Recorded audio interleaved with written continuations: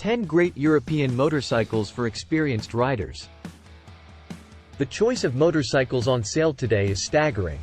There is literally a bike for every occasion, every style of riding, every level of skill of the rider.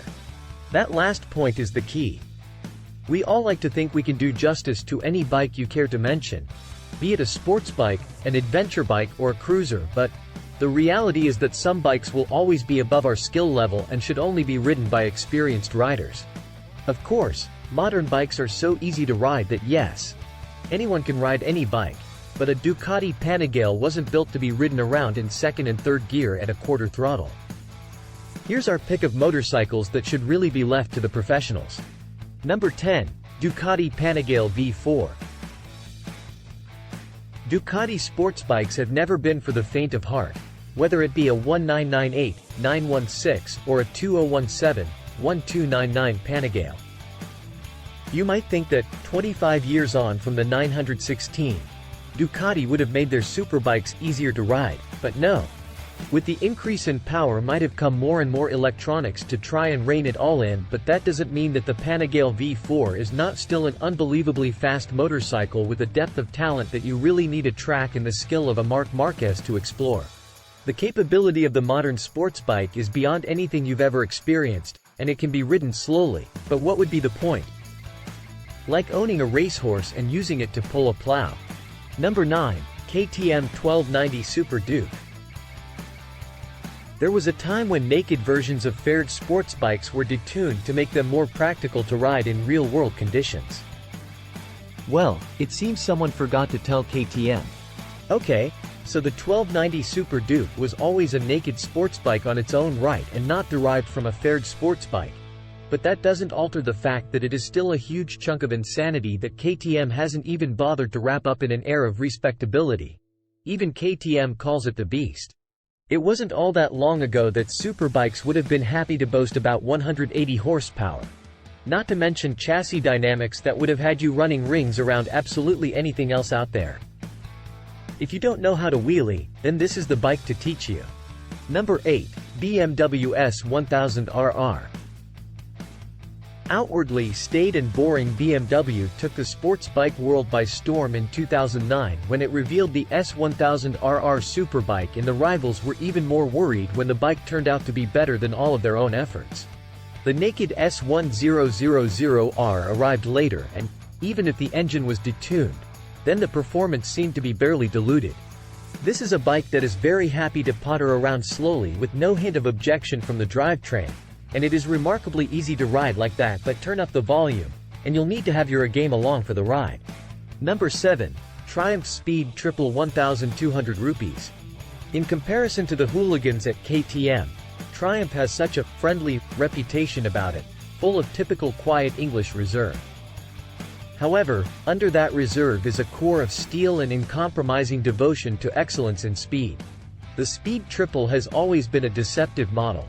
Fantastically user-friendly combined with blistering speed and one of the best handling chassis in the business, and the latest 1200cc model is no different. 177 horsepower and 92 foot-pounds of torque are very little shy of the KTM 1290 Super Duke, and even though the Triumph lacks the hardcore image of the KTM, in reality this is a wolf in sheep's clothing and should definitely not be underestimated. Number 6. BMW R 1250 GS Adventure. After all that talk of speed, why are we including an adventure bike? It's really quite simple: size and weight. Adventure bikes have been piling weight and complexity on ever since the first BMW R80 GS arrived in 1980, to the point where you really need to know what you are doing off-road if disaster isn't to be found lurking just over the next ridge. These bikes are incredibly tough and rugged and will crash well, but you really don't want to be lifting one of them up if you can avoid it. They also possess astonishing amounts of ability, more than you could ever imagine possible, and the electronics have developed out of all recognition to help that ability, but the modern Leader Plus adventure bike is not a motorcycle for the beginner. Number 5. Aprilia RSV4. There must be no surprise that this list is largely populated by sports bikes in one form or another. They have always been fast, but today they are faster than ever, and they possess dynamics that a rider from 30 years ago would not recognize, which do make them more accessible to more levels of riders, but you still need a ton of skill to get the best out of them. Aprilia has always been the smallest of the Italian manufacturers but has consistently punched way above its weight. The company's first large-capacity sports bike, the RSV4, was wild and woolly, and while the current RSV4 is streets ahead in every single department, including outright speed, you can never assume that they are easy to ride on the limit, even though the dynamics might make you feel as if you could reach that limit. Unless you are an exceptionally skilled and experienced rider, you actually can't. But it's still a thrill trying. Number 4. MV Agusta Brutal 1000RR. MV Agusta long moved out of its ultra-exclusive phase of the 1970s and is now in a merely exclusive phase. If the present company has no links to the past other than the name, then the bikes it produces are still chock full of Italian engineering flair and styling artistry, just like the originals. What they also possess is a requirement for a healthy dose of skill to get the best out of them. Compared to the likes of the Triumph Speed Triple, the MV Agusta Brutal is a snarling beast of a motorcycle that needs a firm hand if things are not going to get out of hand. 208 horsepower in a naked sports bike is more than some full-on superbikes can muster. Only the brave need apply. Number 3. Triumph Rocket 3. The statistics are enough to make you blink. 641 pounds of weight is up there with some full-dress cruisers, but they can't hold a candle to the Rocket 3's 2.5-liter inline 3-cylinder engine producing 165 horsepower and a frankly bonkers 163 foot-pounds of torque. All that weight combined with all that power and torque mean that you need to know what you are doing, which the Triumph's brilliant chassis dynamics only go so far to assisting.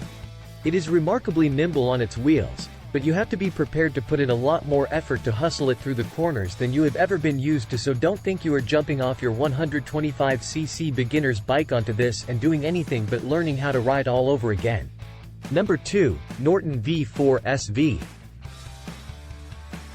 Norton hasn't had an easy rebirth, but now, under the ownership and investment of TVs, it looks as if the company is heading for a secure future, and even if Norton doesn't attain the success of Triumph, at least there is the glorious S4 SV to lust over. Almost uniquely among sports bike manufacturers, Norton claims to have concentrated on real-world performance and road manners and not sky-high horsepower. Still, 185 horsepower and 91 foot-pounds of torque is not insignificant, and the riding position is pure track-orientated, so you'll need to be young of body to fold yourself into it. It's not perfect by any means, which is to be expected from such a small manufacturer, but that just makes it all the harder to get to grips with. And lastly, for number 1 spot, BMW R18 Transcontinental. BM's latest excursion into retro-influenced motorcycling is the extremely accomplished R18 Cruiser, which might have its sights set firmly on the American brand's territory but does so with an unmistakably European flavor. If, once on the move, the R18 is a model of excellent chassis dynamics and punchy performance, then it can never quite disguise the weight, and that long wheelbase needs more than its fair share of heft at the handlebars to change direction. At standstill, the weight is quite incredible, especially when trying to lift it off the kickstand, and the torque reaction of the engine on startup and when blipping the throttle can catch you out if you're not ready for it. The R18 Transcontinental makes some Harley-Davidsons seem positively anorexic. Thank you for watching.